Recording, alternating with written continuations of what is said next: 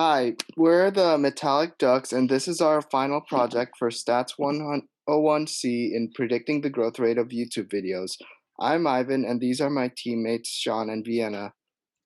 As we know, YouTube is a large-scale interactive video sharing platform. Of the interactions, views are often the most emphasized as they are the most crucial in measuring level of engagement with the video. This in turn directly affects the revenue because more views generally leads to an increase in the video's popularity.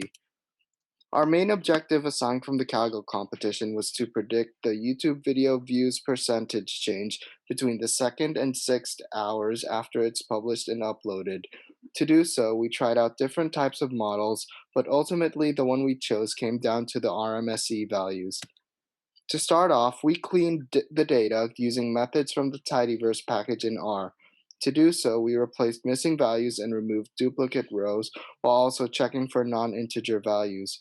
We also removed variables with near zero variance and outliers with z-scores outside of the -10 to +10 threshold. Before testing out the training data, we also took out the ID, published date, and growth26 variables since the first two aren't predictors and growth26 is our response. Our final four models that we use are gradient boosting machine, principal component regression, lasso model, and PCR model. For the GBM and PCR models, we chose 10-fold cross-validation rather than 5-fold, as it is a rather large dataset. Hence, the possible number of combinations are large enough, so it does not run a great risk of being duplicates. Comparing the RMSE values, we can see that the lasso models and the PCR models benefited slightly when outliers are removed. However, our random forest model seemed to benefit the most when we kept the outliers. But why? And how do we improve our model? Upon further investigation, random forest methods handle outliers by essentially binning them. It is also indifferent to nonlinear features. As a result, we found out that when we kept the outliers in our dataset, the random forest model actually improved.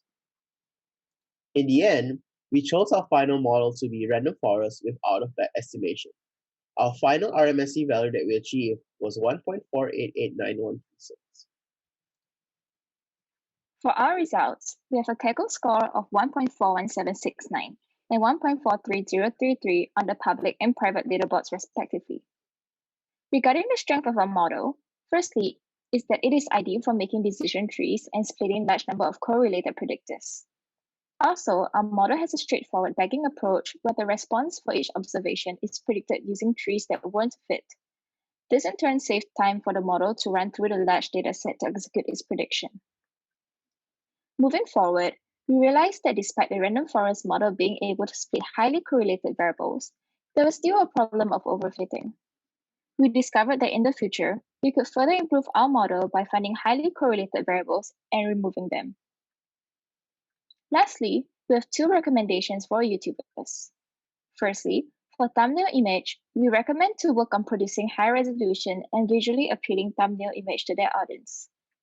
Secondly, as seen from the box plot generated from the data, a greater character count of above the mean of 65 in the title will lead to a higher growth rate. So YouTubers are encouraged to increase the number of characters in the title to 65 and above to attract higher views. And that's it for our presentation. Thank you.